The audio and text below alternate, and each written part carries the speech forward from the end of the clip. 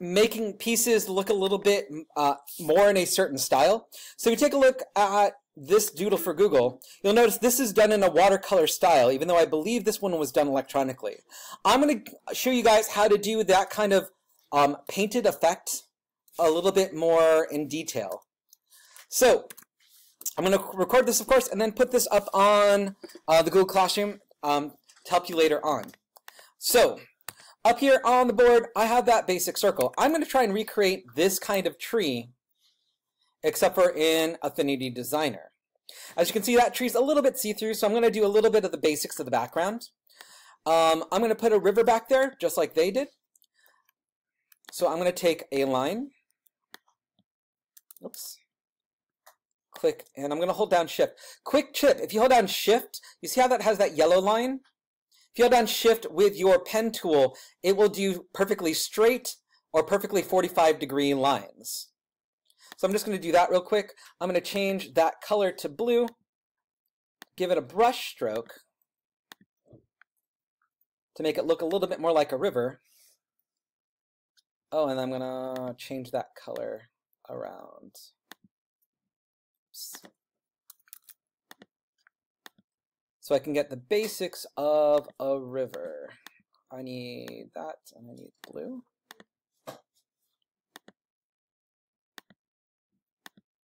There we go. So got a nice blue color there. I'm going to increase that stroke to make the basic river. And if I want to make that a little bit more fancy looking, I can then layer it over with blues of different shades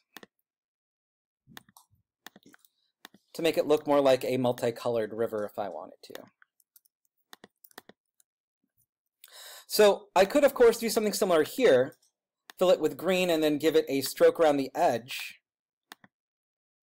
But that doesn't give that kind of see-through kind of color that we had on the other one. Makes it glow a little bit.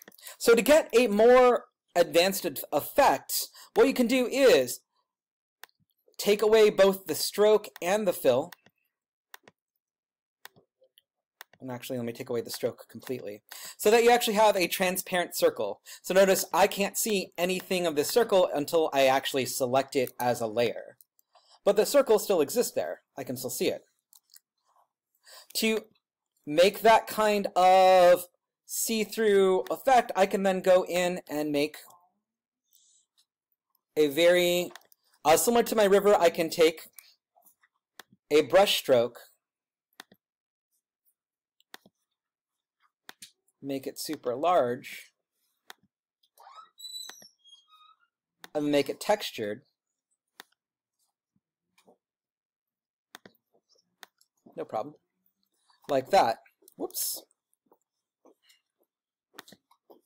And then I can shove it into that invisible object. And you'll notice I can now see the edges of that tree. And then I would just copy and paste. Let me grab it. There we go. Copy and paste that line over and over again inside that object to get that kind of see-through painted look. So I have that perfect circle representing that tree, but notice it looks a lot more painted because I used this fill method. It's not perfectly like it, but it still gets that painted kind of feel to it because you can still see a little bit through it, but it's not a standard circle. So it has that slight thing. I'm going to vary it up a little bit by changing some of the colors of the strokes real quick. So we have some variation. Nope, I'm going to be over here.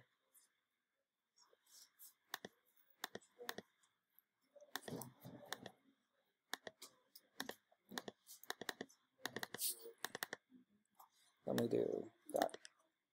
So you have a little bit of variety there. And then much like here, I can see this one has a trunk in the background and this one has little dots on it. So I can make smaller circles. And again, make both the outline and the fill empty. Take a line with a nice stroke. Ah. Oh, sorry guys. Make a line with a stroke. I need a much darker green for that though. Let's actually go into the big color library because I need some dark green there. Make it a nice brush tile. Let's do that one. Make it a large stroke. And then shove it into that shape, and that'll cut it off so it can form its own little circle. Notice to select the lines, I'm actually going inside the shape layer, but I'm going to have to increase that stroke a lot more to get a full circle. There we go.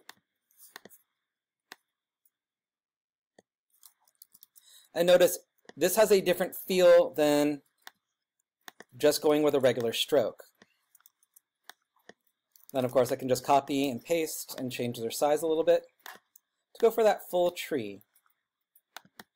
I'm just going to finish up by making a trunk.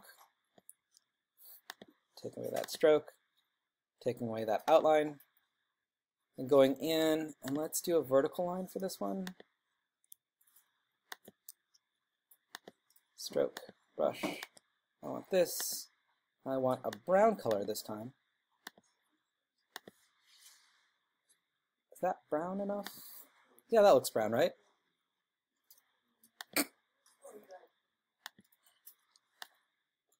Close enough for example.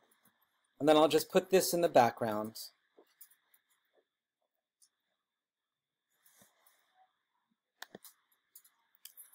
Notice I've got a very simple looking tree. I might change that around just a little bit, make that trunk a little smaller. Whoops, I need to actually put that in the rectangle though.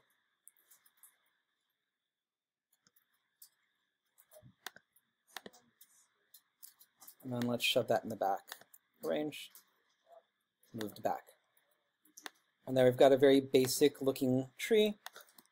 And I'd continue that out by adding more circles and finishing out that look of that tree. So a similar feel to what we have in the one here. Slightly different, but very similar kind of style where it feels painted. Sharuk, question? What kind of paper are you using? Oh, for this, oh, thank you for reminding me, because I need to make sure you do this in the right size. I will look that up in a second. Does anyone have any other questions about this particular technique? Filling, all of this again is using your same basic shapes, but rather than using a solid swatch fill, I'm making a solid square like that, going back in and filling it with brush strokes, either using the pen tool, or you could, if you want to feel fancy, use that brush tool and just put it inside that shape. Okay? And that gets you that nice painted feel to everything. Okay, I'm going to